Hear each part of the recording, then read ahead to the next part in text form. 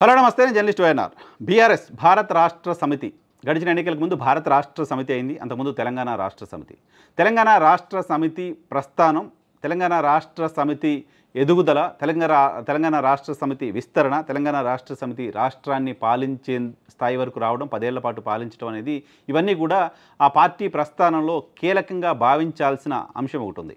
ఏంటి ఆ కీలకమైన అంశం అంటే ఉప ఎన్నికలు.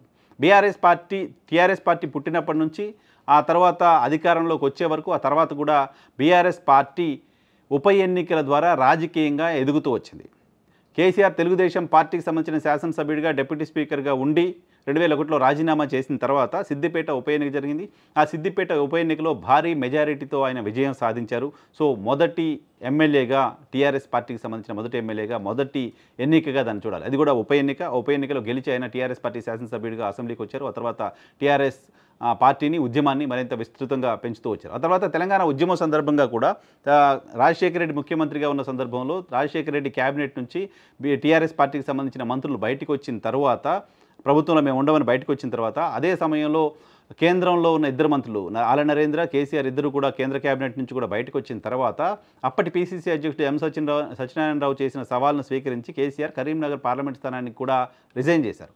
కరీంనగర్ పార్లమెంట్ స్థానానికి రిజైన్ చేయడానికి కారణం ఏంటి అంటే, మా వల్ల కేసీఆర్ గెలిచారు, తెలంగాణ వాదమేమి లేదు, మేము లేకపోతే కేసీఆర్ కూడా గెలిచేవాడు కాదు, దమ్ముంటే రాజీనామా చేసి మళ్ళీ గెలవాలి అంటూ అప్పుడు పీసీసీ అధ్యక్షుడు ఎంఎస్ సవాల్ చేయడంతో, సో నేను తెలంగాణ ఉద్యమంతో గెలిచాను, కాంగ్రెస్ మద్దతుతో గెలవలేదు, మా వల్లే కాంగ్రెస్ గెలిచింది తప్ప నేను కాంగ్రెస్ వల్ల గెలవలేదు, ఆ విషయాన్ని తేల్చుకుంటానంటూ ఎంఎస్ సవాల్ని స్వీకరించి కేసీఆర్ అక్కడ రాజీనామా చేశారు. ఉప ఎన్నిక జరిగింది. అయితే ఆ ఉప ఎన్నికలో కూడా కేసీఆర్ విజయం సాధించారు కరీంనగర్ ఎంపీగా. సో ఆ ఉప ఎన్నికల సమయానికి టీఆర్ఎస్ పార్టీ ఉద్యమాన్ని అధికారం కోసం తాకట్టు పెట్టేసింది, అధికార పార్టీతో కలిసిపోయింది, ఉద్యమాన్ని పక్కన పెట్టింది అంటూ తెలంగాణ వాదుల్లో కాస్త అసంతృప్తి ఉన్న నేపథ్యంలో, ఆ సమయంలో కేసీఆర్ పైన తెలంగాణని కోరుకుంటున్న వాళ్ళు కూడా తీవ్రంగా అసంతృప్తి వ్యక్తం చేస్తున్న సమయంలో ఆయన రాజీనామా చేయటం, ఆ తర్వాత ఉప ఎన్నికల్లో గెలవడం, ఇవన్నీ కూడా టీఆర్ఎస్ పార్టీని, తెలంగాణ ఉద్యమాన్ని మళ్ళీ ఒకసారి పెంచాయి. ఆ తర్వాత 2009లో తెలంగాణ రాష్ట్ర ఏర్పాటు ప్రకటన తర్వాత ఇక ఉప ఎన్నికల్ని ఒక ఉద్యమ రూపంలోకి తీసుకొచ్చింది టీఆర్ఎస్ పార్టీ. ఇతర పార్టీలకు సంబంధించిన వాళ్ళు టీఆర్ఎస్ పార్టీలో చేరడం, ఆ తర్వాత వాళ్ళు రాజీనామా చేయడం, ఉప ఎన్నిక జరగడం, ఉప ఎన్నికలో టీఆర్ఎస్ పార్టీకి సంబంధించిన టీఆర్ఎస్ పార్టీ నుంచి వాళ్ళు ఎన్నికవడం, ఇదంతా కూడా ఒక ప్రస్థానంగా కంటిన్యూ అవుతూ వచ్చింది. సో ఉద్యమ సందర్భంగా కూడా ఉప ఎన్నికలు అనేది టీఆర్ఎస్ పార్టీకి ఒక ఆక్సిజన్లా పనిచేస్తూ వచ్చాయి. ఉద్యమం కాస్త తగ్గుముఖం పట్టిందనే చర్చ ఉన్నప్పుడు, లేకపోతే బీఆర్ఎస్ పార్టీ వీక్ అవుతుందనే చర్చ ఉన్నప్పుడు ఉప ఎన్నిక ద్వారా ఆ పార్టీ మళ్ళీ బూస్ట్ తీసుకుంటూ ఉంది. దానికంటే ముందు 2009 ఎన్నికల కంటే ముందు 2008లో శాసనసభ్యులంతా కూడా రాజీనామా చేశారు. శాసనసభ్యులు రాజీనామా చేసిన సందర్భంగా అక్కడ బీఆర్ఎస్ పార్టీకి షాక్ కలిగింది.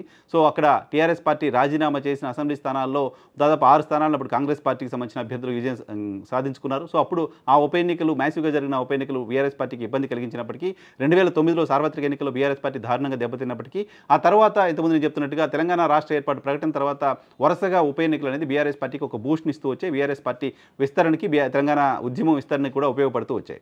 సో 2014లో బీఆర్ఎస్ పార్టీ అధికారంలోకి వచ్చిన తర్వాత కూడా జరిగిన 1-2 ఉప ఎన్నికల్లో బీఆర్ఎస్ పార్టీ విజయం సాధించి వచ్చింది. సరే, అప్పటికి వాళ్ళు ప్రభుత్వంలో ఉన్నారు కాబట్టి అధికార పార్టీగా ఆ ఉప ఎన్నికల్లో విజయం సాధిస్తూ వచ్చారు. ఇప్పుడు బీఆర్ఎస్ పార్టీ ఎన్నికల్లో ఓడిపోయిన తర్వాత బీఆర్ఎస్ పని ఇంకా అయిపోయింది, బీఆర్ఎస్ పార్టీ ఖతమైపోయింది, బీఆర్ఎస్ పార్టీ మళ్ళీ గెలిచే పరిస్థితి లేదు అంటూ మొదటి 3-4 నెలల పాటు అటువంటి వార్తలు, అటువంటి మీడియా రిపోర్ట్సు, బీఆర్ఎస్ పార్టీని ముందు నుంచి వ్యతిరేకిస్తూ వస్తున్న ఓ సెక్షన్ ఆఫ్ మీడియా, ప్రధానంగా సీమాంధ్ర మీడియా బీఆర్ఎస్కి వ్యతిరేకంగా అటువంటి వార్తలు రాస్తూ వచ్చింది. తెలంగాణ ముఖ్యమంత్రి కేసీఆర్ కూడా బీఆర్ఎస్ లాంటి పార్టీని బీఆర్ఎస్ని మళ్ళీ మొలకెత్తనివ్వను, కేసీఆర్ అనే మొక్కని మళ్ళీ తెలంగాణ రాష్ట్రంలో మొలకెత్తనివ్వను లాంటి కామెంట్స్ కూడా ఆయన చేస్తూ వచ్చారు. అయితే పార్లమెంట్ ఎన్నికల్లో బీఆర్ఎస్ పార్టీ దారుణమైన పెర్ఫార్మెన్స్ కూడా ఇటువంటి వ్యాఖ్యలకి ఇంకా బలం చేకూరుస్తూ వచ్చింది. అయితే తరువాత ఈ ప్రభుత్వం తీసుకుంటున్న కొన్ని నిర్ణయాలు, హైడ్రా పేరుతో కావచ్చు, మరికొన్ని నిర్ణయాలు కావచ్చు, హామీల అమలుకు సంబంధించి కాస్త డిస్టర్బెన్స్ ఉండటం కావచ్చు, ఇవన్నీ కూడా బీఆర్ఎస్ పార్టీలో కాస్త కాన్ఫిడెన్స్ని పెంచుతూ వచ్చాయి.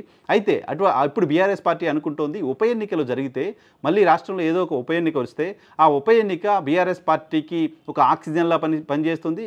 ప్రజల్లో బీఆర్ఎస్ పార్టీ పట్ల ఉన్న ఆదరణకి అదొక ఐడెంటిటీగా ఉంటుంది. సో కాబట్టి ఏదో ఒక ఉప ఎన్నిక రావాలని బీఆర్ఎస్ పార్టీ బలంగా కోరుకుంటోంది. దానిలో భాగంగానే పార్టీ మారిన ఎమ్మెల్యేలపైన లీగల్ ఫైట్ చేస్తూ వచ్చింది.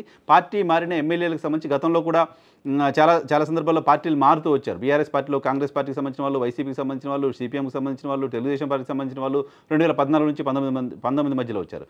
2019 తర్వాత కూడా కాంగ్రెస్ పార్టీకి సంబంధించిన శాసనసభ పక్షమే పూర్తిగా బీఆర్ఎస్ పార్టీలో విలీనమైంది. బట్ అప్పుడు కాంగ్రెస్ పార్టీ కేవలం కోర్టులో కేసులు వేసి వదిలేసిన తప్ప గట్టిగా ఫైట్ చేయలేదు. బట్ ఈసారి మాత్రం తమ పార్టీ నుంచి కాంగ్రెస్ పార్టీలో చేరిన 10 మంది ఎమ్మెల్యేలపైన అనర్హత వేటు పడాల్సిందేనంటూ బీఆర్ఎస్ పార్టీ సీరియస్గా లీగల్ ఫైట్ చేస్తోంది.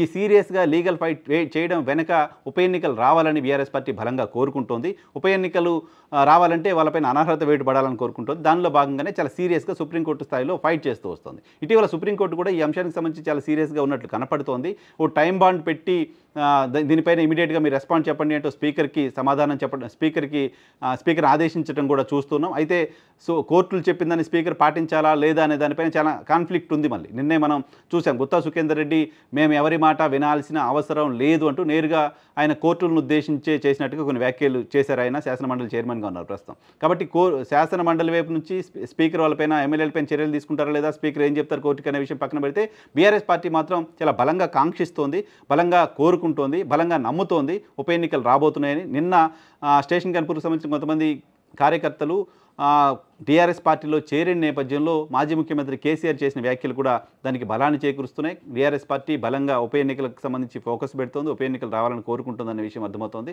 సో అక్కడ ఈ అనర్హత వేటు పడడానికి సంబంధించిన అవకాశం ఉంది. కడియం శ్రీహరి కూడా స్టేషన్ కన్పూర్ నుంచి బీఆర్ఎస్ నుంచి గెలిచి ఆయన కాంగ్రెస్ పార్టీలో చేరారు కాబట్టి అక్కడ కూడా ఉప ఎన్నిక వస్తుంది ఇలాంటి వ్యాఖ్యల్ని కేసీఆర్ చేశారు. సో మొత్తంగా ఓవరాల్గా ఉప ఎన్నికల ద్వారా తెలంగాణ ఉద్యమాన్ని విస్తరిస్తూ బీఆర్ఎస్ పార్టీని విస్తరిస్తూ వచ్చిన బీఆర్ఎస్ పార్టీ ఇప్పుడు కూడా మరోసారి ఉప ఎన్నిక వస్తే పార్టీని మరింత స్ట్రెంథెన్ చేయడానికి, పార్టీ పట్ల ప్రజల్లో కాన్ఫిడెన్స్ బిల్డ్ అవ్వడానికి, కార్యకర్తల్లో కాన్ఫిడెన్స్ బిల్డ్ అవ్వడానికి వచ్చే ఎన్నికలకి అది ఉపయోగపడుతుందని బలంగా నమ్ముతోంది. దానిలో భాగంగానే ఆ ఎమ్మెల్యేలపైన అనర్హత వేటుకు సంబంధించి సీరియస్ ఫైట్ చేస్తూ వస్తోంది బీఆర్ఎస్ పార్టీ.